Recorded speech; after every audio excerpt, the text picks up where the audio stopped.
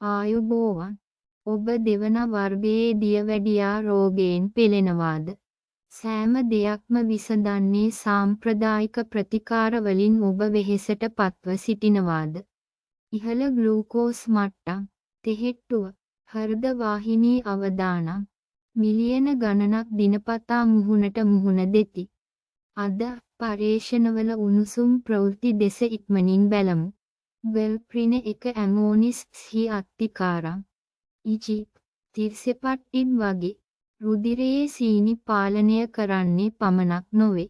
නමුත් බර අඩුවීම 20% දක්වා වැඩි කරයි. 2025 දී පීඩා විඳින බොහෝ යහපත් ප්‍රතිරීසල්ස්ලා ලබා දෙන ත්‍රිත්ව ඇමෝනිස්තෝ පල්ටැට්රුතයිඩ් ත්‍රිත්ව ඇමෝනිස්ටරි 2025 දී පීඩා වලට වඩා හොඳ ප්‍රතිරීසල්ස්ලා ලබා දෙයි. එය එතැනින් නතර නොවේ.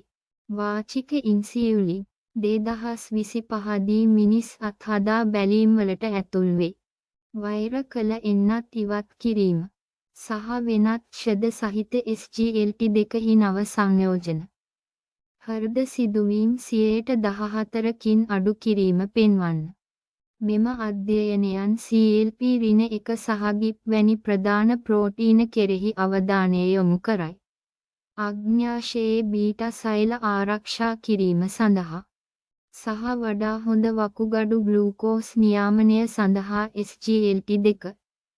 ඊළඟ වීඩියෝව තුල අපි ගැඹුරින් කිමිදෙමු. තිර්සාටයිඩ් සහ එහි විප්ලවීය බලපෑම් මත වගේ අදහස් දැක්වීම සහදායක වන්න එවිට ඔබට මග හැරෙන්නේ නැත. ඔබව එහිදී හමුවෙමු.